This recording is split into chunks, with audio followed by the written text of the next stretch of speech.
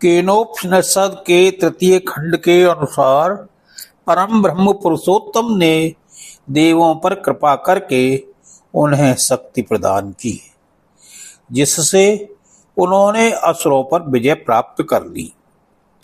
देव भगवान की कृपा को लक्ष्य न करके भगवान की महिमा को अपनी महिमा समझ बैठे और अभिमानवश यह मानने लगे कि हम बड़े शक्तिशाली हैं एवं हमने अपने ही बल पौरुष से असुरों को पराजित किया है।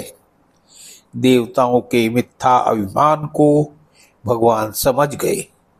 भगवान ने सोचा कि यह अभिमान बना रह गया तो इनका पतन हो जाएगा। अतः देवताओं पर कृपा करके उनका दर्प चूर्ण करने के लिए वे उनके सामने यक्ष रूप में प्रकट हो गए। देवता आश्चर्यचकित होकर उस अत्यंत विशाल रूप को देखने और विचार करने लगे कि यह दिव्य यक्ष कौन है, पर वे उसको पहचान नहीं सके।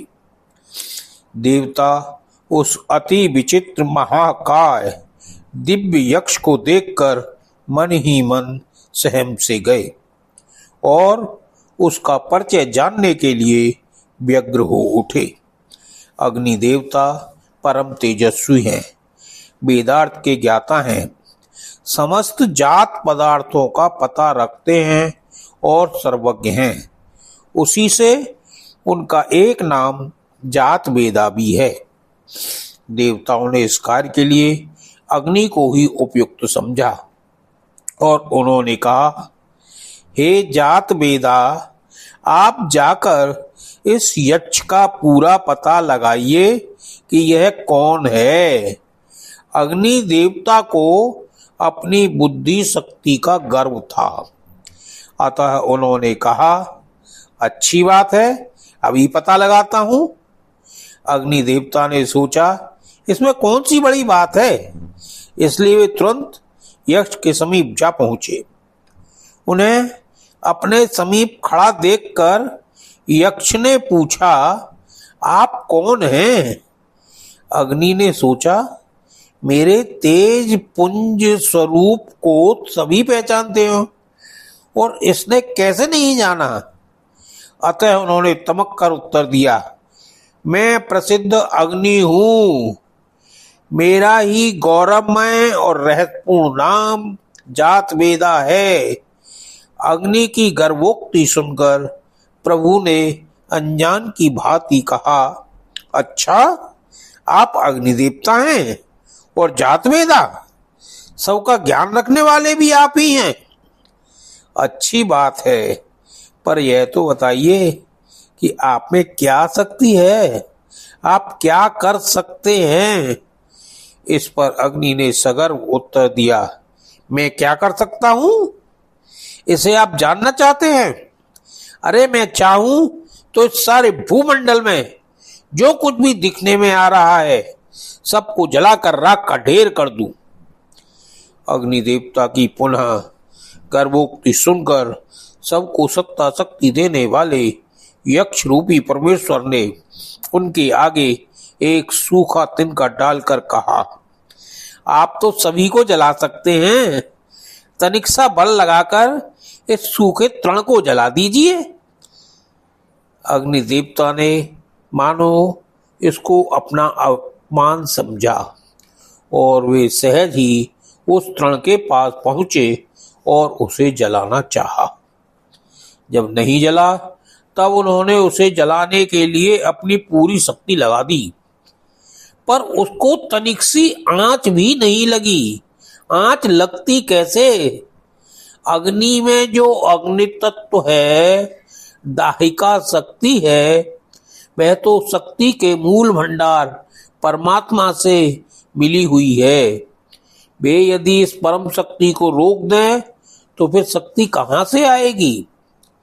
अग्निदेव इस बात को न समझकर ही डींग हाँक रहे थे, पर जब प्रभु ने अपनी शक्ति को रोक लिया, सूखा तिनका नहीं जल सका, तब तो उनका सिर लज्जा से झुक गया और वे हत प्रतिज्ञ और हतप्रत होकर चुपचाप देवताओं के पास लौट आए और बोले, मैं तो भली भांति नहीं जान सका कि यह यक्ष कौन है। जब अग्निदेव असफल होकर लौट आए तब देवताओं ने इस कार्य के लिए अप्रतिम शक्ति वायुदेव को चुना और उनसे कहा कि वायुदेव, आप जाकर इस यक्ष का पूरा पता लगाइए कि यह कौन है। वायुदेव को भी अपनी बुद्धि शक्ति का गर्व था, अतः उन्होंने भी कहा, अच्छी बात है, अभी पता लगाता हूं। वायुदेव ने सोचा, अग्नि कहीं भूल गए होंगे, नहीं तो यक्ष का परिचय जानना कौन बड़ी बात है। अस्तु, इस सफलता का श्रेय मुझी को मिलेगा। यह सोचकर वे तुरंत यक्ष के समीप जा पहुंचे। उन्हें अपने समीप खड़ा देखकर यक्ष ने पूछा, आप कौन हैं? वायु ने अपने गुण गौरव के गर्व से तमक कर उत्तर दिया, मैं प्रसिद्ध वायु हूं। मेरा ही गौरवमय और रहस्यपूर्ण नाम मातृश्वा है। वायु की भी वैसी ही गर्वोक्ति सुनकर यक्ष ने इनसे भी वैसे ही अनजान की भांति कहा, अच्छा, आप वायु देवता हैं और मातृश्वा, अंतरिक्ष में बिना ही आधार के विचरण करने वाले भी आप ही हैं। बड़ी अच्छी बात है, पर यह तो बताइए कि आप में क्या शक्ति है, आप क्या कर सकते हैं। इस पर वायु ने भी अग्नि की भांति पुनः सगर्व उत्तर दिया कि मैं चाहूं तो सारे भूमंडल में जो कुछ भी देखने में आ रहा है सबको बिना आधार के उठा लूं, उड़ा दूं। वायु देवता की भी पुनः वैसी ही गर्वोक्ति सुनकर सबको सत्ता शक्ति देने वाले परम ब्रह्म परमेश्वर ने उनके आगे भी एक सूखा तिनका डालकर कहा, आप तो सभी को उड़ा सकते हैं, तनिक सा बल लगाकर इस सूखे तृण को उड़ा दीजिए। वायुदेव ने भी मानो इसको अपना अपमान समझा और वे सहज ही उस तृण के पास पहुंचे, उसे उड़ाना चाहा।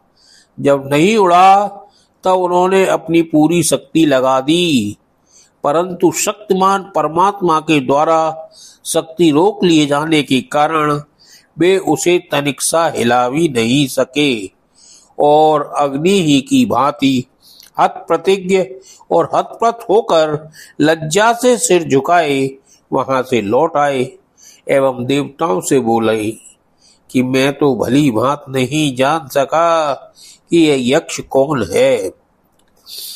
जब अग्नि और वायु सरीखे अप्रतिम शक्ति और बुद्धि संपन्न देवता असफल होकर लौट आए और उन्होंने कोई कारण भी नहीं बताया, तब देवताओं ने विचार करके स्वयं देवराज इंद्र को इस कार्य के लिए चुना और उन्होंने कहा, हे महान बलशाली देवराज, अब आप ही जाकर पूरा पता लगाइए कि यह यक्ष कौन है। इंद्र बहुत अच्छा कहकर तुरंत यक्ष के पास गए, पर उनके जहां पहुंचते ही वह उनके सामने से अंतर्ध्यान हो गया। इंद्र में इन देवताओं से अधिक अभिमान था, इसलिए ब्रह्म ने उनको वार्तालाप का अवसर नहीं दिया।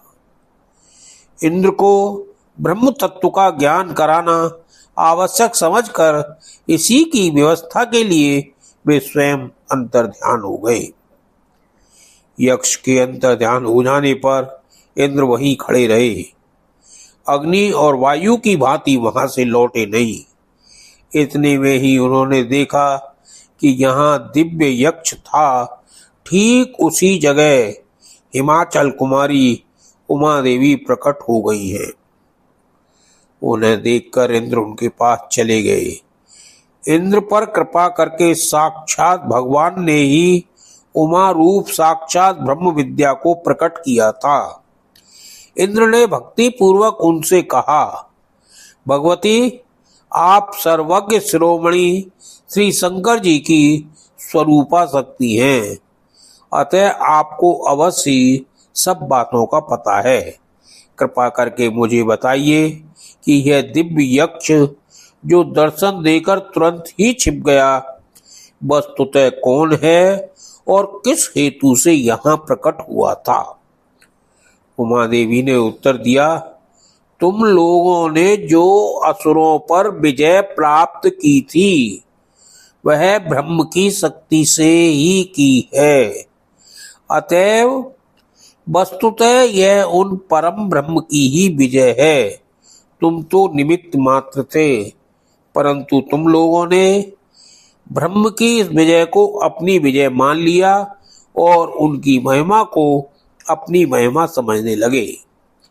यह तुम्हारा मिथ्या अभिमान था और जिन कारुणिक परमात्मा ने तुम लोगों को विजय प्रदान कराई, उन्हीं परमात्मा ने तुम्हारे मिथ्या अभिमान का नाश करने, तुम्हारा कल्याण करने के लिए यक्ष के रूप में प्रकट होकर अग्नि एवं वायु का गर्व चूर्ण किया एवं तुम्हें वास्तविक ज्ञान देने के लिए मुझे प्रेरित किया। अतएव तुम अपनी स्वतंत्र शक्ति के सारे अभिमान का त्याग करके जिन ब्रह्म की महिमा से महिमान्वित और शक्तिमान बने हो, उन्हीं की महिमा समझो। स्वप्न में भी यह भावना मत करो कि ब्रह्म की शक्ति के बिना अपनी स्वतंत्र शक्ति से कोई भी कुछ कर सकता है। उमा के इस उत्तर से देवताओं में सबसे पहले इंद्र को यह निश्चय हुआ कि यक्ष के रूप में स्वयं ब्रह्म ही उन लोगों के सामने प्रकट हुए थे।